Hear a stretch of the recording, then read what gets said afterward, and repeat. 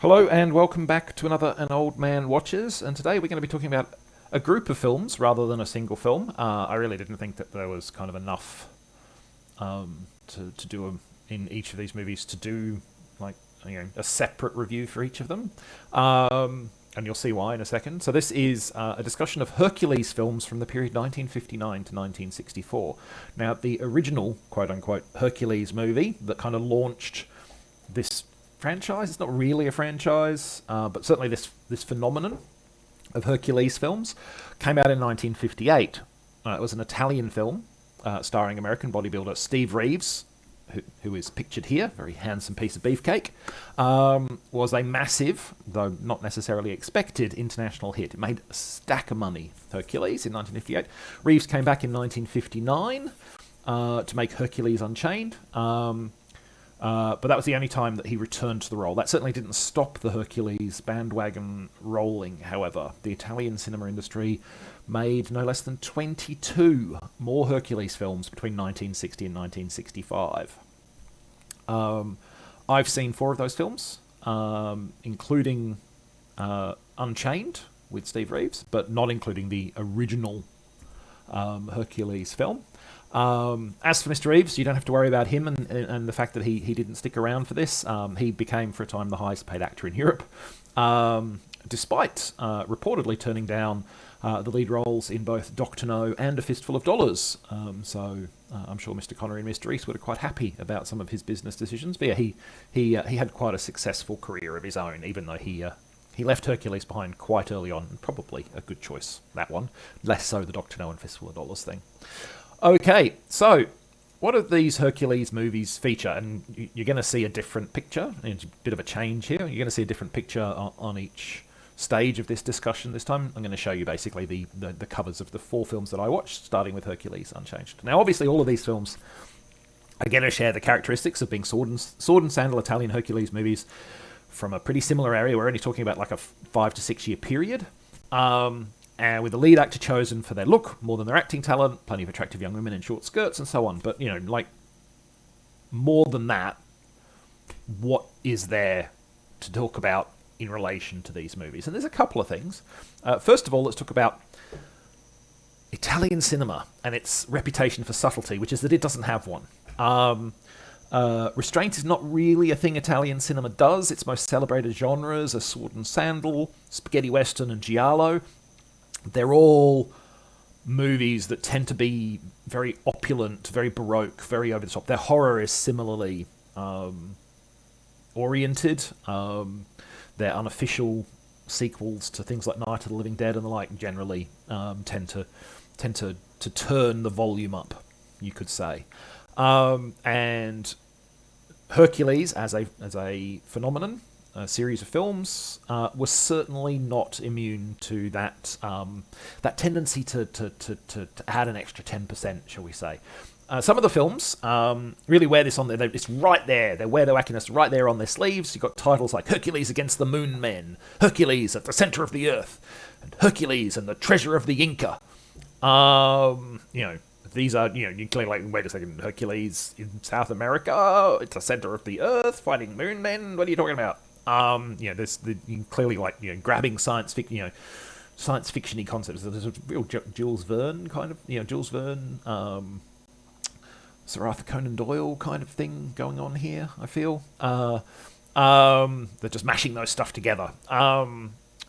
Even movies like the one pictured here, Hercules and the Captive Women, aka Hercules and the Conquest of Atlantis, while they're not necessarily quite as open about their nuttiness, they are pretty nutty.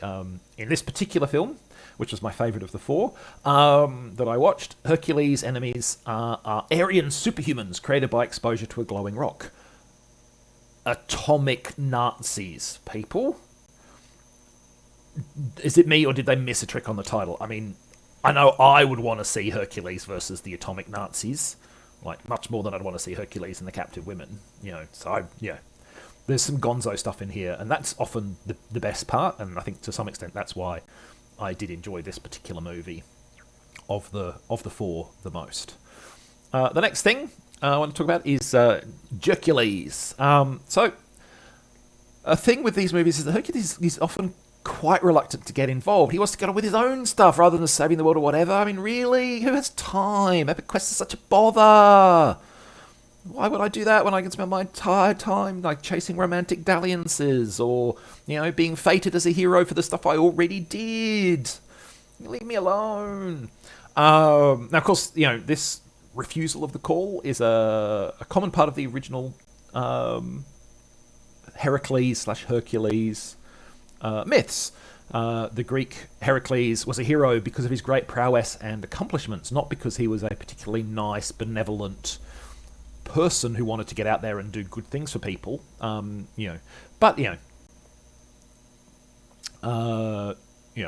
We certainly see that in these films. It's I guess you could say it's nice that it's kind of in keeping with the originals.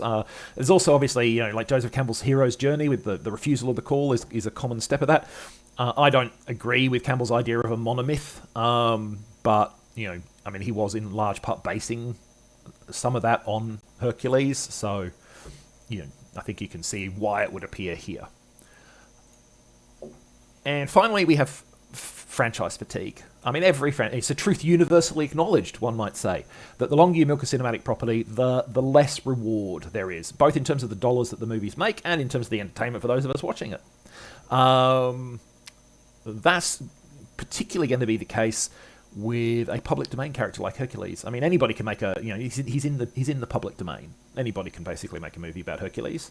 And there were 8 Hercules films in 1964 alone. So I think it's no wonder that the whole phenomenon came to a pretty rapid end after that, and there was only one more Hercules movie released in the subsequent decade. And if you look at these movies in their cinematic order, which is the order that I've kind of had them pictured here, you can certainly see that trend in these 4 movies. The costumes, the sets, the pacing, they all get steadily worse. There's a growing lack of ambition. The movie's just churning out to cash in, basically. Moonmen, Hercules Against the Moonmen, is a particularly egregious example. As much of the final act involves the main characters wandering helplessly in a sandstorm forever. Like, it's a long time. I'm not going to specifically say how many minutes it is because it doesn't sound as long when you just say it. But trust me, there is a reason that when Mystery Science Theater 3000 did this movie, they dubbed the scene "the deep hurting." It goes on and on and on, and it is just people covering their faces and going, "Oh, there's a storm." It's it's riveting. Riveting. It is not. It is. Honestly, yeah. Padding? I don't know. I don't know what they were thinking, is what it comes down to. So that's Hercules. I mean, yeah, like if you can find Hercules conquers Atlantis / Hercules and the Captive Women, it's pretty good gonzo fun. I suspect you can probably get it on somewhere like archive.org, and that it's in the public domain. A lot of these production companies are probably no longer around, or they weren't very good about making sure that they had protected their stuff, and so it's probably slipped into the public domain itself. So if you're interested, that's probably the one to look up. Next time, we're not really going to get any better in terms of quality, though I do think that this is a movie with some interesting things to talk about. So we're going to talk about Frank Miller's cinematic adaptation of Will Eisner's The Spirit, and why I love it despite the fact that it is an objectively terrible film. So that's next time. In the meantime, thanks for watching this one. Hope you enjoyed it, and catch you next time.